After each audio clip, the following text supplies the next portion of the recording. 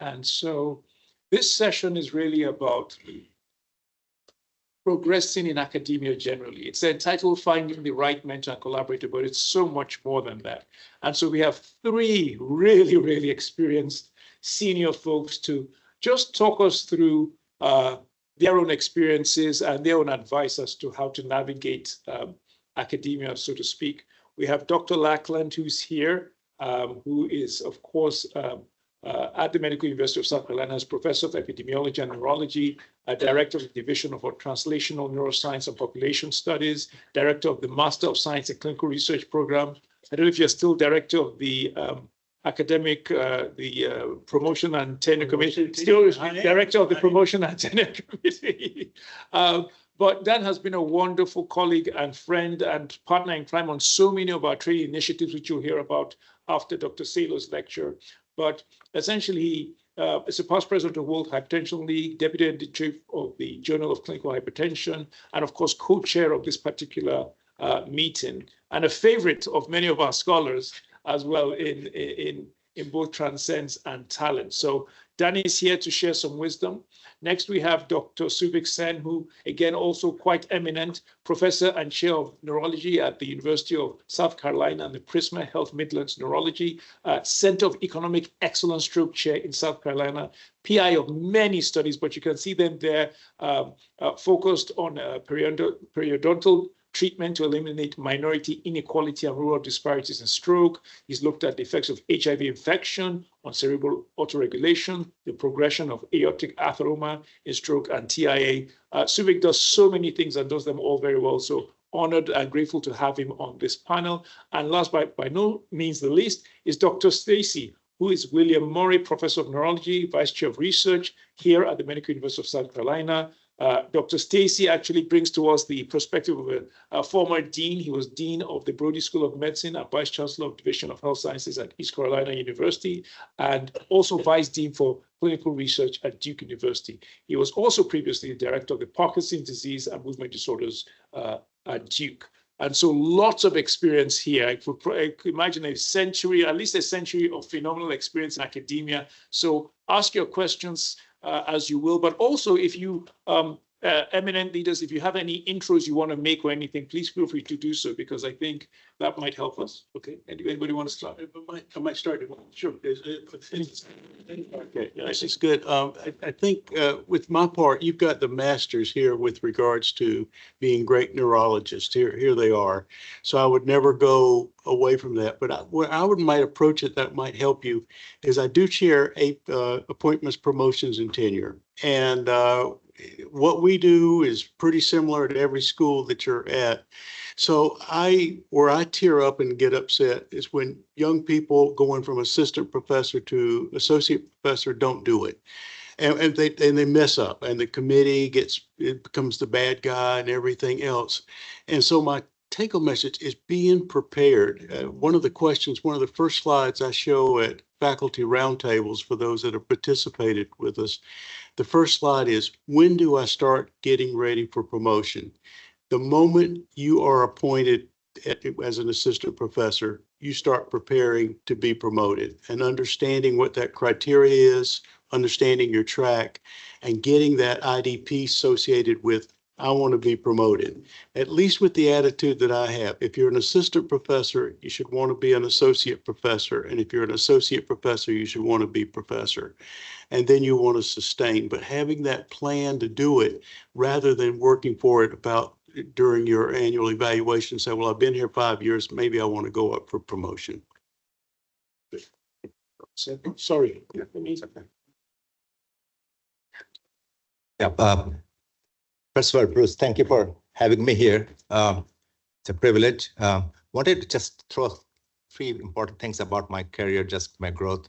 So I did my stroke fellowship from Johns Hopkins, and then the stroke fellowship was called as neurocardiology fellowship over there because our department was in between neurology and cardiology. Hence my interest in a lot of the cardiac disease in neurological disorders. So hence my first, and then from my fellowship, my first job was in a private practice in New Jersey. And obviously the struggle over there was to find a mentor in the setting of private. So I chose an external mentor back from Hopkins, my mentor, to mentor me in my first K award. So I got it in a private practice setting and had the incredible opportunity actually to run a full K award within a setting of a private practice in New Jersey called New Jersey Neuroscience Institute. It's a small community hospital. Second part was my first junior faculty in academic setting was in UNC Chapel Hill. And I finished up my K award over there, but in the process, did a master's in public health, which was incredibly helpful. Probably the most useful thing I ever did. It was tailored totally towards my grant expertise. So that was incredibly helpful. The last part, since 2010, I've been here in South Carolina, incredible experience running different trials. But I'll tell you the last 1 year, surprisingly, has been very transformative, mainly because the advent of AI. So I've been incredibly a lot involvement in AI in terms of writing papers, data analytical approach. And if, for those who haven't done it already, I would strongly urge, please look into that. This is transforming how grants are going to be written. Still, my grants are not getting reviewed, but that's fine. But yeah, so, hopefully. Thank you, Souvik. Dr. Stacy. I think the most important thing you can do as a young faculty member is write papers. Can't take that away from you. When I finished my fellowship, I was at not top level institutions, but I grabbed a fellowship with an up and coming person, Dr. Joseph Jankovic, very famous neurologist, and I wrote 12 papers that year. And so when I hung out with people because I was scared of him, and when I hung out with people in my group as we were trying to grow our careers and they had Hopkins on their CVs or Duke or anything, I said, well, I got 12 papers, and they didn't have 12 papers. So write your papers. Other thing I want you to do is you've got to be very organized. So every January, Dan knows this, I update my biosketch and I update my CV. So if somebody wants to give me a free chance to be listed on a grant or listed anything and they need my biosketch, I have it. And I can send that to them that day. So January is the slowest month of the year for us. Update your CV and update your biosketch every January. And I also set goals for administration, which is not for everybody. I learned it wasn't for me a little bit, for education, mentoring, and research. And I try to put them on a monthly calendar. So I'll have a goal for administration that I want to have something done by March. I have a goal of a paper I want to have written in, okay, that's going to be February. I have a goal for December, but I try to put goals for 4 or 5 projects at different months, and I stay on target. Because you have to stay on target or your tenure application slips away from you. And by setting those goals I've done it every year for 30 years. I guess more than that. I'm more than my part of the century here. But those are the things I suggest to you, and I wish I started doing earlier as a young faculty member. The other thing is have a mission to say who you are. So when I was dean and vice chancellor, my mission was I am personally responsible for the safety and well-being of every student, staff person, faculty member, and visitor to the East Campus of ECU. The reason that was that mission is because everybody at ECU knew they better be nice to everybody or they got to talk to me. Now, my mission as a young faculty member when I took my first job was an elevator spiel for my dean, if I ever had a chance to be around him. And it was, I want to be the recognized Parkinson's disease expert for the state of Missouri. Boom. So everybody would say, oh, he's the Parkinson's guy. Because you only get one sentence when you see that dean, and you've got to have it. And it's a harder thing to do than you think. And if there's anything I should, that encapsulates what you said is be prepared. Whether it's be prepared just in case you run into the dean, be prepared just in case somebody asks for your CV, but just being ready. And if you're not deliberate about it, because we're all so busy, it slips away from you. So that's an excellent point. Dan, you were going to say? Yes. Oh, really? Oh, really? There you go. There you go.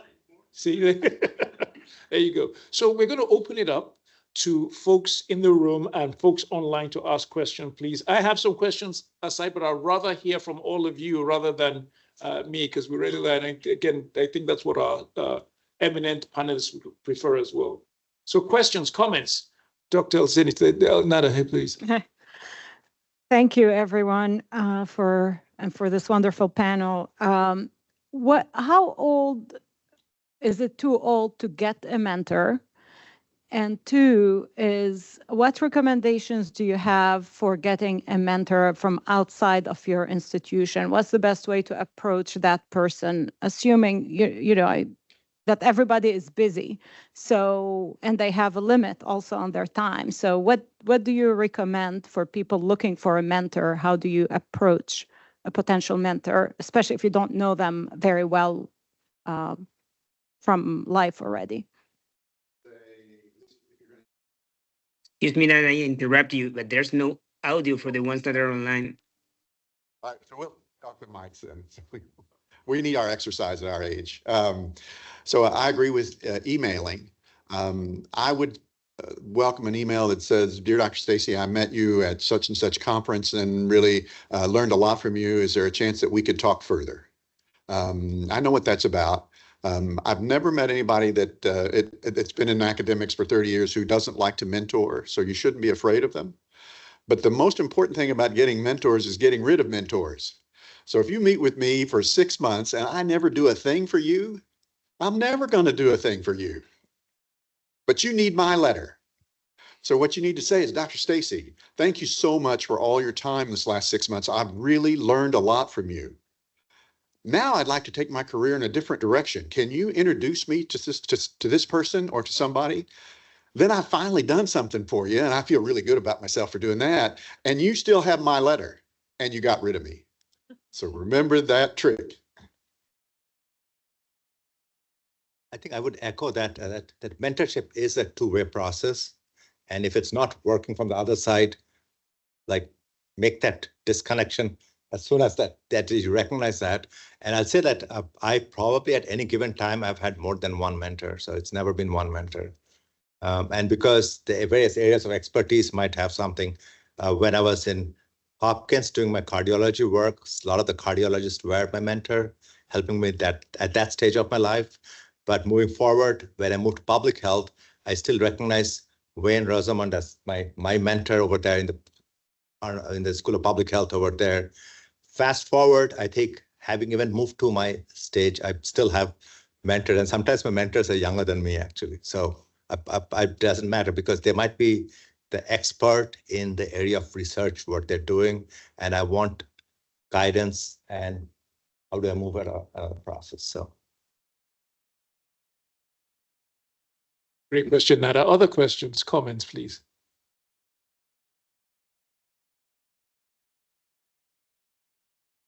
Anything online, Lyle? Not yet? Okay, let me look at my trusty. Oh, I'm sorry, you have two. Sorry, Dr. Saylor, go ahead. So thank you all for your time. And I think the elephant in the room is the kind of attack on academia that we're all facing and the significant limitations in NIH funding. And so it would just be great to hear your advice for all of us who are more junior than you and what you're telling your mentees about how to weather this kind of unexpected and significant storm. Please, anybody but me. It's wonderful, and we do that every day, don't we? We all do that. We all ponder that every day. The first thing that we say, because you always get sad. I talked to some folks today that were sad. Same reason. All the thing. I'm sad, but you also look at me, and you said younger, older than us, or whatever that's going to be. As you get to my age, that's everybody in the room. So you kind of look at it. And I tell them, we've gone through some bad times too. This isn't the first time. I know what RIF means, and it's not reading as fundamental as reduction in force and all of this stuff. So I know that, but I stuck with it. And I think that's the real kind of key. And I think one of the ways that you think, and this is a master here, I appreciate how he walked away from the microphone. you look at a situation, looks bad, think about not as a bad situation, it's an opportunity to get around it and be at that front line and figure out, how am I going to get around this? Who am I going to work with? How are we going to resolve it and turn this into a success? And you're doing that all the time. And that's kind of like, playing the stock market a little bit, all the kinds of things we do. You want to kind of stay up ahead. Get mad and then get moving. And how are you going to respond and develop it and convince everyone that it's really up to you? And I know it can be done. And as again, we looked at it, some of my friends they got discouraged and they quit, but we would say, don't quit. Just stay with it and be committed to it like you like. So, good. So I have the privilege of also being the clinical chair of the department. So I think that's a big, huge challenge still. And I don't know anybody has found an answer to that question, which is one of the issues is that as clinicians, most of their compensation exceed the NIH maximum. And then as a clinician, you also have to deal with another corporate entity which is running the health system. And NIH grants do not translate in the clinical world into RVUs. So there's a constant battle. I think some of the things which I've used in our area is we've tried to use whatever endowment dollars we have from external source to kind of supplement that gap between the NIH max and the compensation, because we might put in 0.2 FT kind of effort, but NIH max that doesn't cover that 0.2. So we've used some of the, and various institutions might have other ability. I don't know whether Bruce, whether you have some other options in the PA system or. Yeah. So I'll upset the chairs in the room. You need to take care of your career. And as a dean, I don't want to have to replace my entire faculty. So you need to realize you have more power than you may think, particularly when you are down in the dregs trying to get through your workday. A chair is going to say, can you take on another patient? Don't do that. You need to say, wait a minute, my grant is funding this time. And so I need to pay attention and stay in this time. Because if you start changing your template and you see one more patient a day, that's 5 more patients a week. That's 250 patients a year. That's 2,500 patients more in your 10 years in there. That's not life. That is turning your career into a job.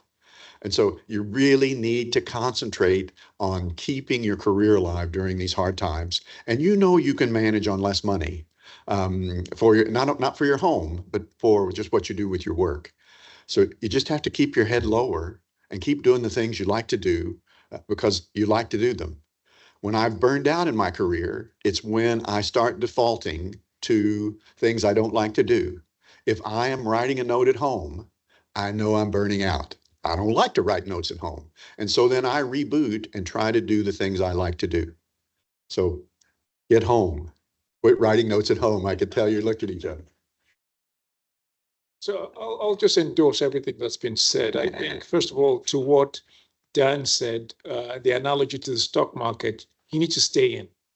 And this is something, I'm a huge fan of Warren Buffett, who unfortunately is stepping aside. And you really have to stay in. You already see from the stock market, just to go to that analogy, is now back to the way it was at the beginning of the year. Because once you pull out, you lose. And because we know things ebb and flow.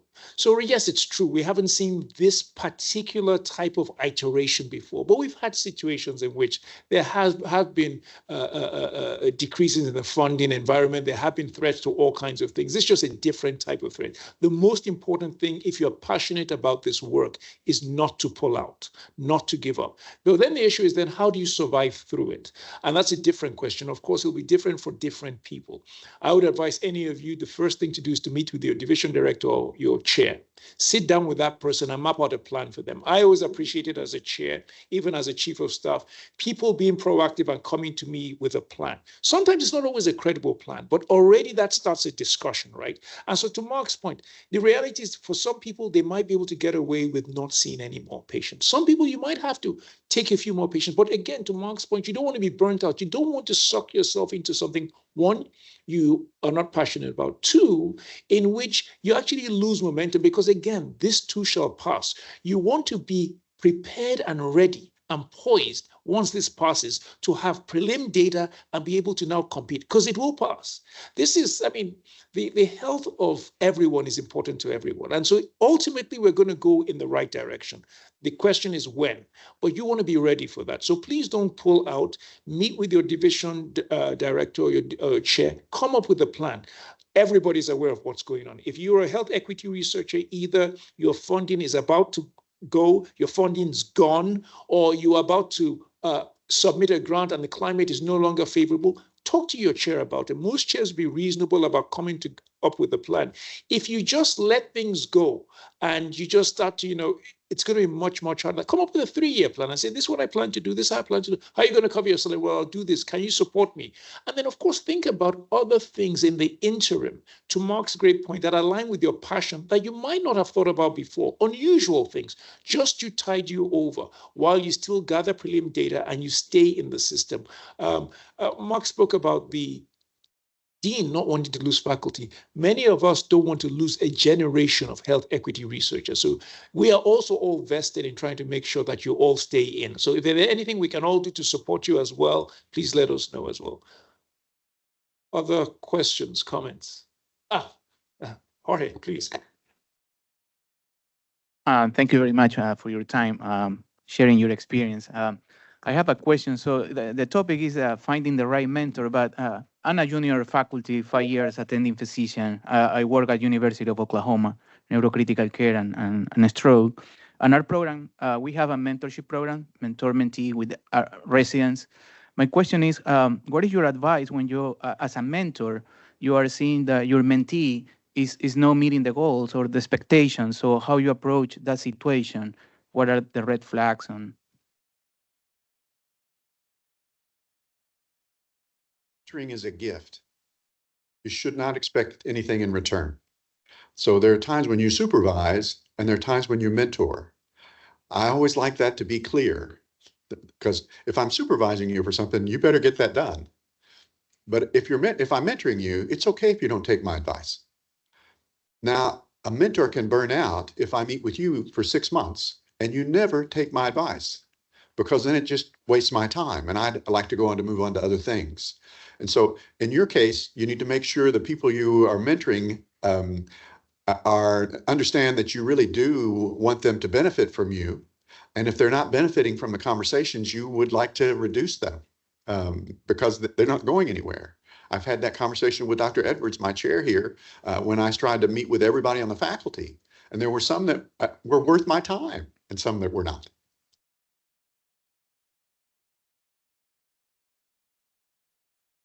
Other questions, comments online? So we'll take one more question if anybody has. Let me see what I have here. Okay, well, perfect. Much better. Right. Perfect. Okay, Priscilla. So Priscilla is one of our talent scholars who's graduating, and she's in Ghana, and I'm sure it's late in Ghana now. So thanks for still being with us, Priscilla. So Priscilla has 2 questions. Do you have any advice on securing funding and pathways for finding collaborators for early career researchers outside of the US? And number 2, any advice on how to position yourself as a mentee to benefit maximally from the mentoring relationship? I know we've spoken a little bit about the second one before, but if you want to buttress that one, but I think it's for people outside of the country who, again, part of what Dr. Saylor's question was about, threats to global health funding, they're seeking US government funding. What would you advise in terms of seeking funding pathways and finding collaborators? It might even be just helpful just to find collaborators who are willing to work on generating prelim data. Thoughts? President of the World Hypertension League.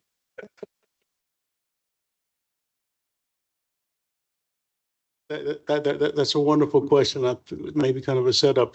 For those of you at World Hypertension League, we do all kinds of stuff, work with different governments and their pieces like this. When things go, for those that you don't know or whatever, for like the World Hypertension League, the World Health Organization, we used to work with, we still do work with them very, very closely. Well, they're taking at least a 50% funding cut, and they'll probably go down to about 30% of what they were taking. So they're not looking for grants to fund. So what we do is look at what other groups are. And I think this is something that Dr. O does quite frequently, as the rest of the group too, looking for other types of sources. Now you got foundations that are very, very appealing.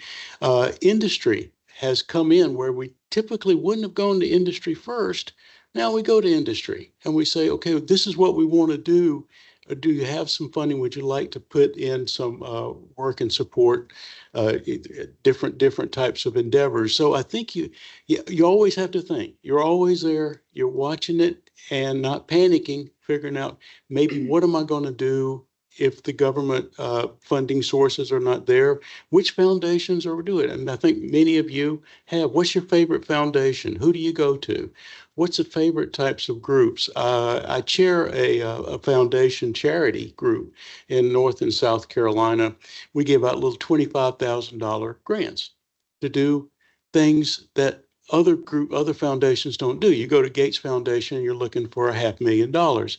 You come to our foundation and you're looking for $25,000. So always thinking that kind of creativity type of stuff, and always have it on your mind. What's your favorite foundation? Where do you go if this doesn't work? So that, if I may, that several things, and some of you have heard me talk about this before. A lot of the work we do in Africa all stemmed from a meeting at the American Academy of Neurology conference in 2008 in Chicago. It was African scholars at the poster session. I was there. We spoke.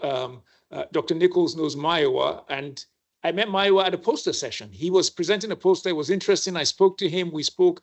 That's how papers and grants and so many things came out of. So Priscilla, I think those opportunities where you do get to meet people in person when you're presenting your work are great opportunities to liaise with potential collaborators. So that's one area. Also emailing people.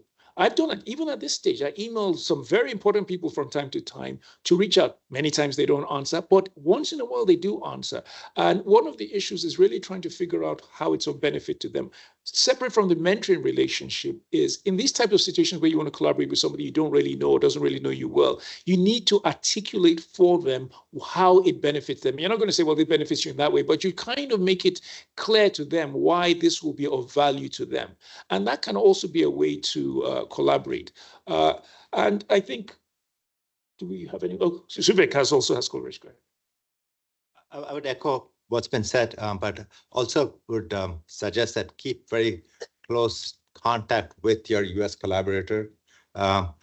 We just happened to, I was visiting Chile and happened to meet one of my former fellows from Hopkins, and we started a project, and it's on its way of getting started, and he was able to find local funding with the Chile. Wow. Okay, so that led to kind of, and again, it gets back to my oral health and stroke risk, but they were willing to kind of start something because that population's not been studied. So that got things started, but they were able to, and currently I think the environment is not that friendly from getting federal funding and taking it out to outside the United States. So thank you. And I'll just say this, I know it can be intimidating to reach out to people, whether at a conference, especially if they're very important and everything. But one of the things I found is flattery will get you everywhere. It's amazing. In fact, what I've noticed, the more important a person is, the more they're more susceptible to flattery. It's amazing. So when you do meet them, and I mean, I hope that's genuine, that you do express your admiration for their work, whether it's verbally or written form. It's amazing how that endorsement, that validation is kind of a pathway into people feeling that you truly appreciate the work. Again, you don't want to do it if you don't, but if you do, it's a way to start off. Many of us get correspondences from people wanting to work with us, or, you know, and all of that, but start off with just, if it's true, again, some admiration, the admiration on the fact that you know what their work is, and then make your ask after that. More likely to get the hook most of the time. Dr. Stacy, anything to add, or you good? Okay. All right. Are we all right? So then maybe we move forward. Anybody else have any other burning questions or comments about this? Awesome. Okay. Thank you so much. Big round of applause for our panelists. Thank you.